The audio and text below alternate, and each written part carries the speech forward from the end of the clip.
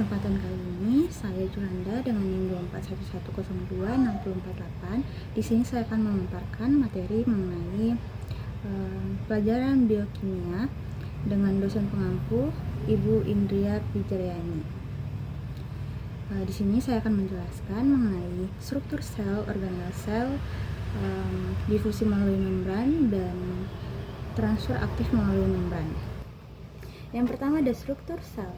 Struktur sel manusia itu adalah unit dasar dari kehidupan yang memiliki berbagai struktur untuk menjalankan fungsi-fungsinya. Sel manusia terdiri dari yang pertama ada membran sel atau membran plasma yang berfungsi untuk memisahkan isi sel dari lingkungan luar dan mengatur lalu lintas bahan masuk dan keluarnya sel. Lalu yang kedua ada sitoplasma. Sitoplasma adalah cairan di dalam sel tempat terjadinya banyak reaksi kimia. Di dalamnya terdapat berbagai organel. Lalu yang ketiga ada nukleus atau inti sel yang berfungsi sebagai pusat pengendali sel, menyimpan informasi genetika dalam bentuk DNA dan RNA, serta mengatur aktivitas sel melalui sintesis protein. Lalu yang keempat ada organel sel, bagian-bagian dalam sel yang memiliki fungsi spesifik. Organ-organ tersebut meliputi mitokondria, retikulum endoplasma, badan Golgi, lisosom, dan lain sebagainya. Jenis dan fungsi organel sel itu yang pertama ada nukleus. Nukleus fungsinya untuk menyimpan materi genetika atau DNA, mengontrol aktivitas sel, dan mengatur sintesis protein serta replikasi sel. Lalu yang kedua ada mitokondria yang berfungsi sebagai sumber energi di dalam sel dalam bentuk ATP, terlibat dalam respirasi seluler.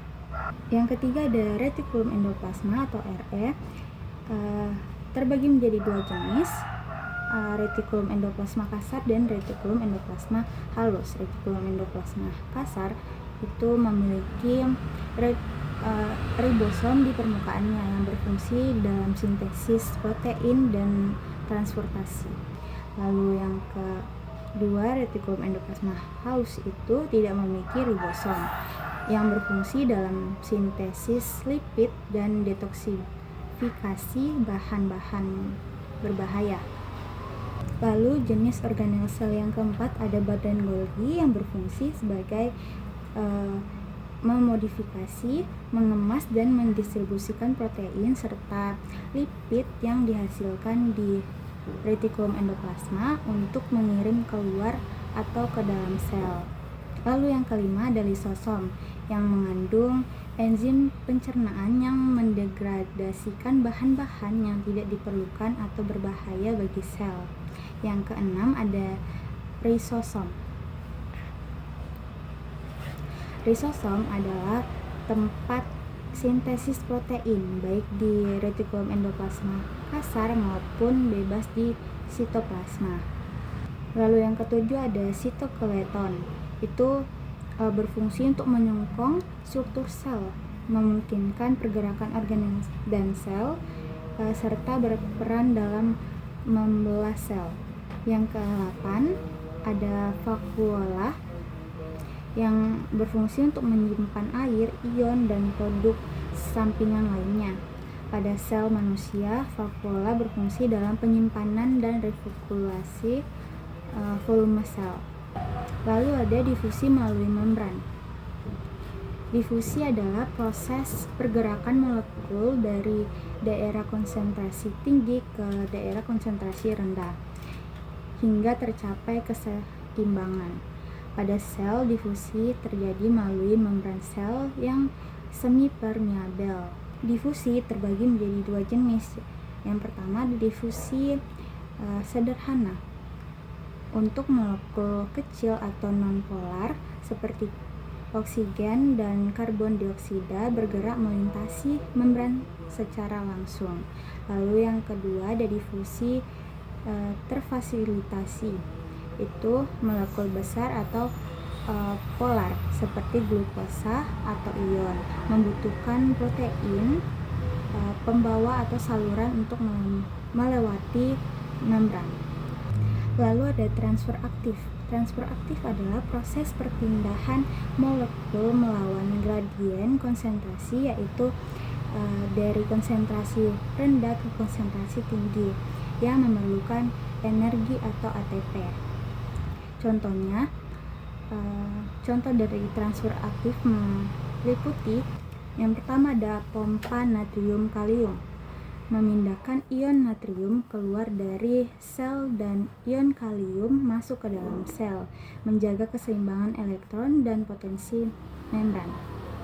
Yang kedua ada endositasis, yaitu proses sel mengambil zat dari luar dengan membentuk vesikel.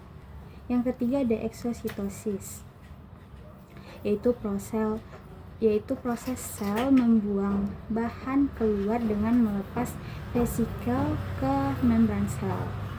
Jadi kesimpulan dari penjelasan saya yaitu struktur sel manusia itu terdiri dari berbagai organel yang bekerja secara bersama-sama untuk menjalankan fungsi kehidupan sel.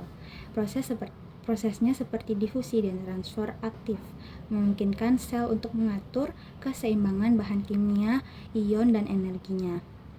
Difusi terjadi tanpa memerlukan energi, sedangkan transfer aktif memerlukan energi untuk menggerakkan bahan melawan gradien konsentrasi.